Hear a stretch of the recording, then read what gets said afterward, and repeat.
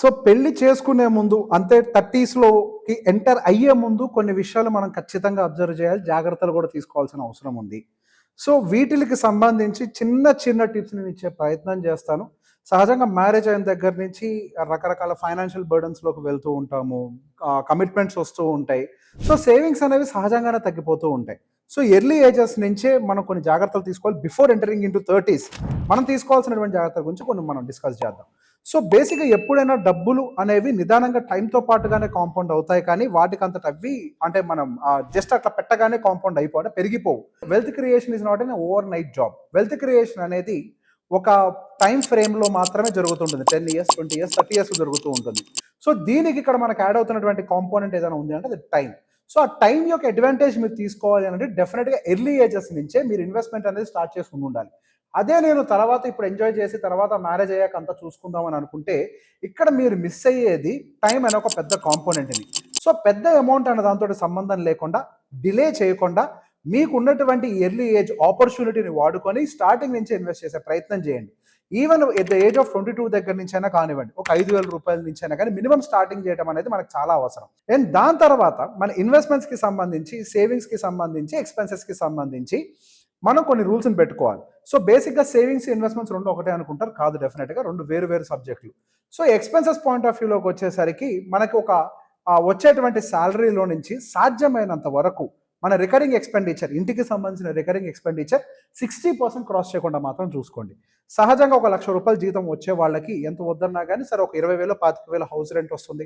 దాని మీద వాళ్ళకి ఇంటికి సంబంధించిన గ్రాసరీస్ కానీ ఇవన్నీ కూడా దాదాపు ఒక 20,000 దాకా రావచ్చు. Groceries, electricity bills, mobile bills, XYZ ఇవన్నీ ఒక 20,000 దాకా రావచ్చు. ఆ తర్వాత వాళ్ళకి సంబంధించిన ఇన్సూరెన్స్‌లు కావచ్చు, లేకపోతే సినిమాలకు వెళ్ళటం కావచ్చు, పెట్రోల్ అలవెన్స్‌లు కావచ్చు, ఇవన్నీ కూడా అటు ఇటుగా మీకు ఒక 60,000 దాకా వస్తుంటాయి. అంటే 60% అనేది ఒక ఎక్స్పెన్సెస్ ప్యాటర్న్ ఉంటుంది. ఆ 60% ఎక్స్పెన్సెస్ దాటకుండా చూసుకోండి. అంటే మీ హోమ్ ఏది తీసుకోండి, మీ ఇల్లు రెంట్‌కి ఏది తీసుకోవాలి అనేది కూడా మీ శాలరీని బట్టి మీరు ప్లాన్ చేసుకొని ఉండాలి.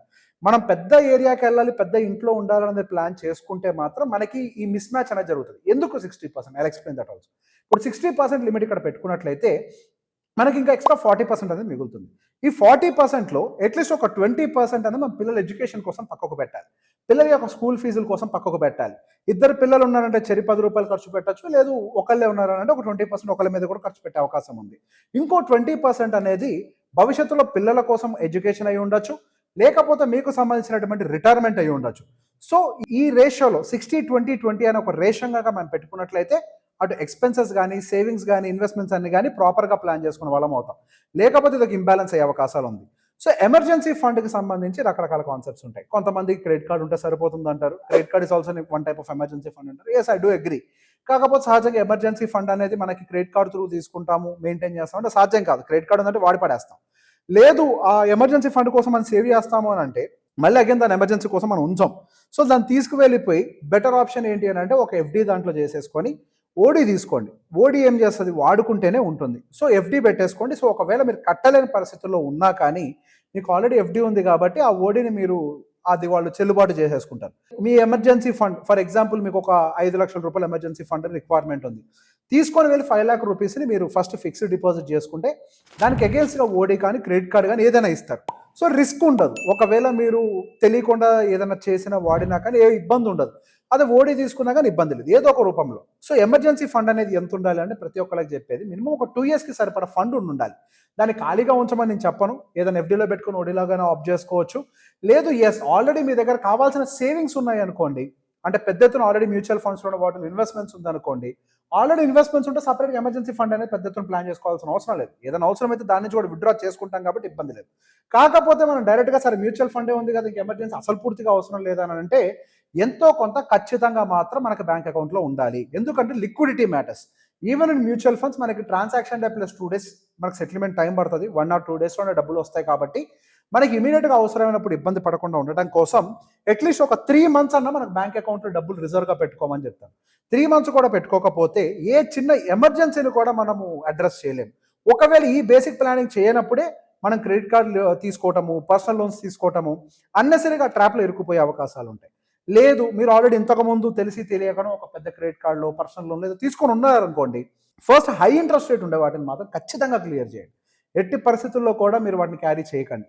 హై ఇంట్రెస్ట్ రేట్ అంటే మనకు ఆల్మోస్ట్ పర్సనల్ లోన్స్ అయితే 12% ఈ రేంజ్లో వస్తూ ఉంటాయి. ఇక్కడ కొంతమంది చెప్తారు, అరే అక్కడ 12% కదా, మనకు మ్యూచువల్ ఫండ్లో పెట్టుబడి పెడితే 15-20% వస్తుంది కదా అని చెప్పేసి కొంతమంది కొన్ని కాన్సెప్ట్స్ చెప్తుంటారు.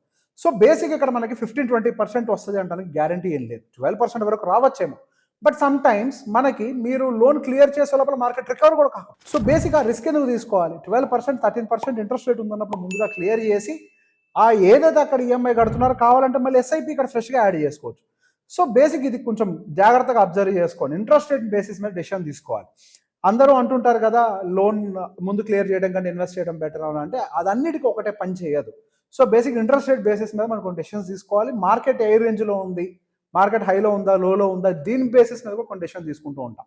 అండ్ దాంతోపాటుగా సేవ్ చేయడమే ఇన్వెస్ట్మెంట్ అనేది కొంతమంది అనుకుంటూ ఉంటారు. బ్యాంక్ అకౌంట్లో ఎంతో కొద్దిగా సేవ్ చేయడము, లేదా రికరింగ్ డిపాజిట్ చేయడము. సో బేసిక్గా ఎస్, ఎఫ్డీస్లో పెట్టేదాన్ని కూడా కొంతవరకు ఇన్వెస్ట్మెంట్ లాగే చూస్తూ ఉంటాం. కానీ ఇక్కడ ఇన్వెస్ట్మెంట్ పెట్టేటప్పుడు కొన్ని నియమాలు మనం పాటించాలి. మనం ఎందులో అయితే ఇన్వెస్ట్మెంట్ పెడుతున్నామో ఆ ఇన్వెస్ట్మెంట్ అనేది ఇన్ఫ్లేషన్ బీట్ చేస్తుందా చేయట్లేదా, ఇదే పెద్ద రూల్.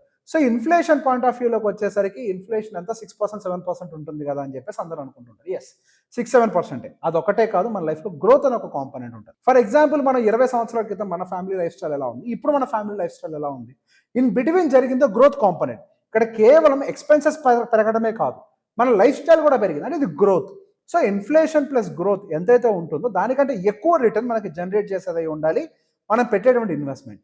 అట్లా కాకుండా లేదు నాకు భయం, అయ్యో నేను 7%కే పెడతారు అని అంటే you consider you're also losing money here also. మనకి ఎక్కడైతే సేఫ్టీ ఉంటుంది అనుకుంటాం, కాదు, ఇక్కడ ఇన్ఫ్లేషన్కి సంబంధించిన రిస్క్ ఒకటి మీకు యాడ్ అవుతుంది. సో దీనివల్ల కూడా మీరు డబ్బులు కోల్పోయే అవకాశాలు ఉంటాయి. అండ్ దాంతోపాటుగా ఫస్ట్ మీకు హెల్త్ కానీ టర్మ్ ఇన్సూరెన్స్లు కానీ పర్ఫెక్ట్గా ఉన్నాయో చెక్ చేసుకోండి. బిఫోర్ మ్యారేజ్ ఇవన్నీ కూడా తీసుకొని ఉండాలి. And term are health insurance విషయంలోకి వచ్చేసరికి ఏదో కంపెనీ ఇచ్చినటువంటి ఇన్సూరెన్స్ మీద డిపెండ్ అవుతూ ఉంటారు. కంపెనీ ఇన్సూరెన్స్లతో ఎటువంటి సంబంధం లేదు. కంపెనీ ఇన్సూరెన్స్ మీరు కంపెనీ మారితే పని చేయదు. కాబట్టి హెల్త్ ఇన్సూరెన్స్ అనేది ఒక 20 లక్షలకో 25 లక్షలకో కుదిరితే 50 కోటో ఎంతైనా కానివ్వండి, హెల్త్ ఇన్సూరెన్స్ ఎంత ఎక్కువకు తీసుకుంటే అవకాశం దొరుకుతుందో అంత ఎక్కువకు తీసుకోండి. అండ్ దాంట్లో కొన్ని జాగ్రత్తలు తీసుకోవాలి. మీ హెల్త్ ఇన్సూరెన్స్ అనేది ఇన్ఫ్లేషన్కి అనుకూలంగా పెరిగేదైతే మరింతగా మంచిది. మనకి కొన్ని పాలసీస్ ఉన్నాయి, నివాబూపా లాంటి వాటిలో కొన్ని పాలసీస్ ఉన్నాయి. సో హెల్త్ ఇన్సూరెన్స్ ఇది ఇన్ఫ్లేషన్కి తగ్గట్టుగా కొద్దిగా పెంచుతూ ఉంటారు బేసిక్ సమ్ ఇన్సూర్డ్ని. అండ్ దాంతోపాటుగా బేసిక్ హెల్త్ ఇన్సూరెన్స్లో ఒక థ్రెట్ ఏంటి అని అంటే మీ ఏజ్ని బట్టి హెల్త్ ఇన్సూరెన్స్ ప్రీమియంని పెంచుతారు. But there are few companies they will lock the age. మీరు క్లెయిమ్ చేసేదాకా వాళ్ళు ఆ ప్రీమియంని పెంచరు. ఎర్లీ ఏజెస్లో ఉన్నాం కాబట్టి క్లెయిమింగ్ అవసరాలు రాకపోవచ్చు. ఒకవేళ ఏమైనా చిన్న క్లెయిమింగ్ అవసరాలు ఉన్నా మనకు ఆల్రెడీ కార్పొరేట్ ఇన్సూరెన్స్ ఉంటుంది కాబట్టి వాటిని ఫస్ట్గా వాడుకునే అవకాశాలు ఉంటుంది. మేజారిటీ హౌఎవర్ ప్రొటెక్ట్ చేస్తూ ఉంటుంది. కాబట్టి మనకు వాడకుండా ప్రీమియం పెరుగుతుంది అని అంటే అదొక బర్డెన్గా ఉండే అవకాశం ఉంటుంది. కాబట్టి సో బేసిక్గా మన ప్రీమియం అనేది పెరగకుండా ఉండడానికి కూడా ఉండేటువంటి ఇన్సూరెన్స్ పాలసీస్ ఉన్నాయి మార్కెట్లో, లాక్ ద క్లాక్ అన్న పేరుతోటి. సో బేసిక్గా వాటిని లాక్ చేసుకునే ప్రయత్నం చేయండి. అండ్ బోనస్ ఉంది కదా అని చెప్పేసి మాత్రం బ్లైండ్గా వదిలేకండి. 5 లక్షలు తీసుకుంటే వాడు 20 ఇస్తాడు కదా అని బ్లైండ్గా ఉండొద్దు. బేసిక్ సమ్ ఇన్సూరెన్స్ సాలిడ్గా ఉండాలి. బోనస్ వాళ్ళు ఎంత ఇస్తున్నారో అది బోనస్ లాగా మాత్రమే అనుకోవాలి. అండ్ టర్మ్ ఇన్సూరెన్స్ విషయంలో కూడా ఏదో 50 లక్షలు తీసుకుంటానంటే కుదరదు. టర్మ్ ఇన్సూరెన్స్ కూడా సాలిడ్గా ఉండాలి. టర్మ్ ఇన్సూరెన్స్ అనేది రేపు మీకు మ్యారేజ్ అయిన తర్వాత మీ ఫ్యామిలీ లివింగ్ ఎక్స్పెన్సెస్ ఇందాక ఏదో ఒక 60,000 70,000 అనుకున్నాం కదా, 60 కాదు యాక్చువల్గా చెప్పాలి ₹1,00,000 మీ ఖర్చు. మరి భవిష్యత్తు కోసం కూడా దాచిపెట్టాల్సిన అవసరం ఉంటుంది. కాబట్టి సో బేసిక్గా ఒక ₹1,00,000 ఖర్చు అని అనుకుందాం అన్నిటికి కలిపి. సో ఈ ₹1,00,000 మనం విత్డ్రా చేయాలంటే 2 కోట్లు మినిమం దగ్గర కార్పస్ ఉండాలి. దానికి తోడు పిల్లల భవిష్యత్తు ఉంటుంది కాబట్టి దానికి ₹1 కోటి. అంటే కనీసం 2 నుంచి 3 కోట్లు టర్మ్ ఇన్సూరెన్స్ తీసుకోవాలి. ఏదో ₹1 టర్మ్ ఇన్సూరెన్స్లు మనకి ఎట్టి పరిస్థితుల్లో సరిపోయే అవకాశం లేదు. అండ్ దాంతోపాటుగా ట్యాక్సెస్కి సంబంధించినటువంటి అవగాహన తెలుసుకోండి. అన్నెసరీగా ఈ ట్యాక్స్ నాలెడ్జ్ లేకుండా మాత్రం కొత్త సమస్యలు ఎదుర్కొనే ప్రయత్నం చేయకండి. ఒక సింపుల్ విషయం చెప్తాను. మీ క్రెడిట్ కార్డ్ ఎవరికో ఇచ్చి వాడుకోండి, మీరు బిల్లు కట్టుకోండి అని ఇచ్చినా కానీ మీకు ఇన్కమ్ ట్యాక్స్ నోటీసులు వస్తాయి. అన్నెసరీగా ఎవరికి పడితే వాళ్ళకి ఇచ్చినా కానీ మీకు వర్కౌట్ కావు. అండ్ దాంతోపాటుగా ట్యాక్స్ ఎగ్జంప్షన్స్కి సంబంధించి ఎన్పిఎస్ లాంటివి కొన్ని ఉంటాయి. అండ్ ఎస్ యూ ట్యాక్స్ రెజ్యూమ్లో మనకి చాలా మటుకు లేపేశారు. కొన్ని అయితే ఎంప్లాయ్ ప్రొవైడెడ్ ఎన్పిఎస్కి సంబంధించి కొంత బెనిఫిట్స్ అయితే వస్తాయి. సో ఎంప్లాయ్ ప్రొవైడెడ్ ఎన్పిఎస్కి సంబంధించి ఇంకేదైనా ఉంటే దాన్ని కూడా చెక్ చేసుకోండి. అండ్ ఇప్పుడు ఇన్వెస్ట్మెంట్స్ పెట్టేటప్పుడు డైవర్సిఫికేషన్ కూడా చూడండి. సహజంగా ఈ వయసులో కాన్సన్ట్రేటెడ్ బెట్స్ పెడుతూ ఉంటాం. అంటే స్టాక్స్ కొనేస్తాను, అది చేస్తాను, ఇది చేస్తాను, కాన్సన్ట్రేటెడ్గా పెడతాం. సో ఎక్కడ కాన్సన్ట్రేటెడ్గా ఉన్నా కానీ రిస్క్ అనేది పెరుగుతుంది. Diversification is highly needed. So మన ఈక్విటీలో ఇన్వెస్ట్మెంట్స్ ఉండాలి, డెప్ట్లో ఇన్వెస్ట్మెంట్స్ ఉండాలి, అండ్ కమోడిటీ అంటే గోల్డ్లో కూడా మనకి ఇన్వెస్ట్మెంట్స్ ఉండాలి. సో మనకు ఉండేటువంటి గోల్కి అనుకూలంగా ఏ టైప్ ఆఫ్ అసెట్ని చూస్ చేసుకోవాలనేది నిర్ణయించుకోవాలి. ఇప్పుడు ఒక 3 మంత్స్ కోసం ఉండేటువంటి ఎమర్జెన్సీ ఫండ్ ఏదైతే ఉంటుందో, ఇమీడియట్ ఫండ్ ఏదైతే ఉంటుందో అది ఖచ్చితంగా ఉండాలి. ఉండొద్దు అన్నట్టు కుదరదు. ఎందుకంటే అది లేకపోతే తెల్లారలేసి నిద్ర కూడా పట్టదు. అట్లాంటి వాడిని ఈజీగా బ్రేక్ చేసేటువంటి ఎఫ్డీలోనే, లిక్విడ్ ఫండ్స్‌లోనే పెట్టుకున్నా గానీ సరిపోతుంది. లాంగ్ టర్మ్ గోల్స్ కోసం చేసేటువంటి ఇన్వెస్ట్‌మెంట్స్‌లో కొంతవరకు మనం గోల్డ్ ప్లస్ కమోడిటీ కాంబినేషన్‌లో, కమోడిటీ కొంత తక్కువ వెయిటేజ్, ఒక 10% 15% వెయిటేజ్ తోటి 90 ఆర్ 95% వెయిటేజ్ తోటి మనం ఈక్విటీని మెయింటైన్ చేసినా కానీ మనకి డైవర్సిఫికేషన్ కొంచెం ప్రాపర్‌గా ఉంటుంది. సో ఈ విధానంలో మనం స్టెప్ బై స్టెప్ పెళ్లి కాకముందే ఇవన్నీ కనుక ప్లాన్ చేసుకొని పెట్టుకున్నట్లయితే ఆఫ్టర్ మ్యారేజ్ మీ ప్లానింగ్ కూడా క్లియర్‌గా ఉంటుంది. So before marriage planning is more important. Because after marriage మేము ప్లాన్ చేస్తాము అంటే సిచ్యువేషన్‌కి అనుకూలంగా మనం అన్నిటిని మార్చుకుంటూ వెళ్ళిపోతాం. ఒక్కసారి కూడా మనకు ప్లాన్ చేసుకోవడానికి ఆపర్చునిటీస్ దొరకవు.